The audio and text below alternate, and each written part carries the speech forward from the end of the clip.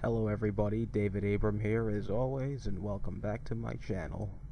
And in today's video, I want to briefly discuss a topic at hand that I came across or thought about upon watching various videos on YouTube, from feminism to anti-feminism, men's rights, MGTOW, and all the above ladders.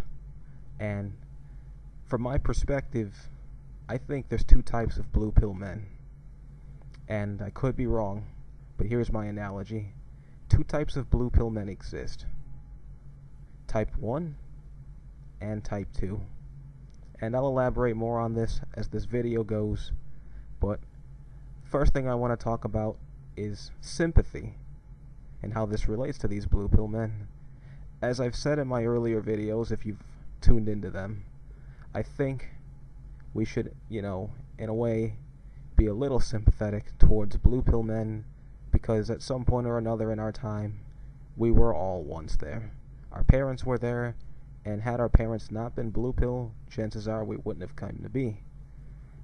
Through procreation and, sexual intercourse. However, I'm going to tie that in with today, and the two types of blue pill men that I'm talking about, I think this definitely fits into the latter. And the first type of blue pill man I want to talk about and describe is type 1. And this is the type 1 blue pill man, essentially.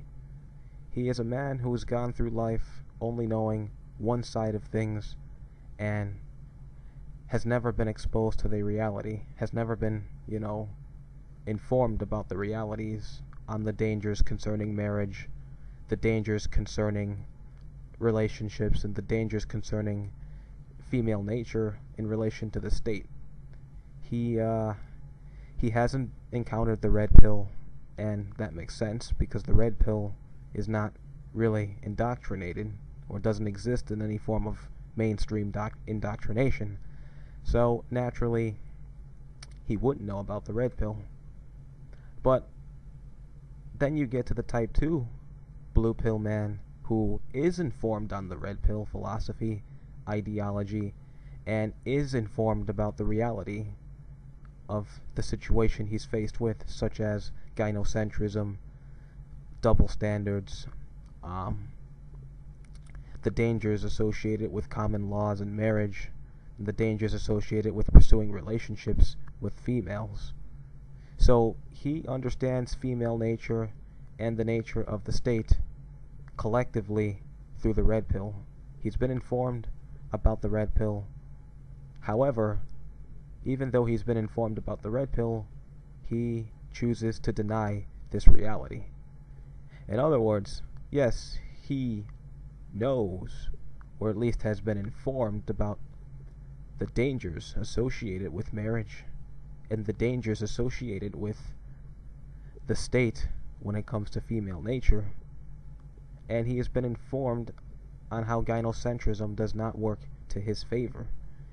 However, he still chooses to undergo this risk and condemns the men who've informed him on the risk. And I'm pretty sure we've all experienced this on YouTube as MGTOWs. And I want to talk about sympathy in relation to these two types of blue pill men. I, from a MGTOW perspective, personally have a lot more sympathy for the blue pill man who is not informed about the red pill or the reality of gynocentrism and the reality of the system he's up against.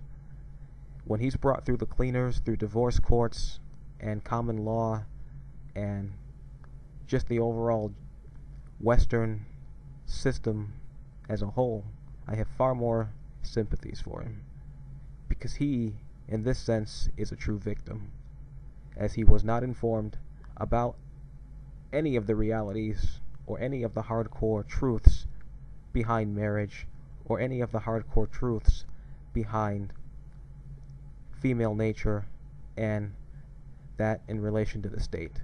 So when he is confronted with divorce and he is confronted with basically being brought through the cleaners and left with nothing, I have far more sympathies with him because he truly did not know. He truly was a victim through indoctrination, and there wasn't really too much he could do about that as a youngster. And that's how a lot of us MGTOW came to MGTOW, because we were brought through the system. We experienced dilemmas such as divorce. We experienced relationships, and were confronted with these double standards, and were confronted with the realities of gynocentrism, as well as the tyranny of the state when it comes to males. And that's how we were drawn to MGTOW. However, type 2 blue pill men choose to ignore the reality and deny the reality. And when they are caught up in this system, I pose the question, are they really worth having any sympathy for? Because I'm not so sure they are worthy of sympathy. I have far less sympathies for one who knew about the reality, chose to live in denial, and still condemn men for informing him on the reality. Almost like defending the feminist agenda, blindly defending the feminist agenda. And Red Pill Dude, I think, is a good example of this. I know I use Red Pill Dude a lot as an example, but I think he is a perfect example. He knows about the realities, as he claims to know about the reality, because he's watched many MGTOW videos, but yet seems to live in a state of illusion and deny the reality and deny the facts that things are not in his favor on some level.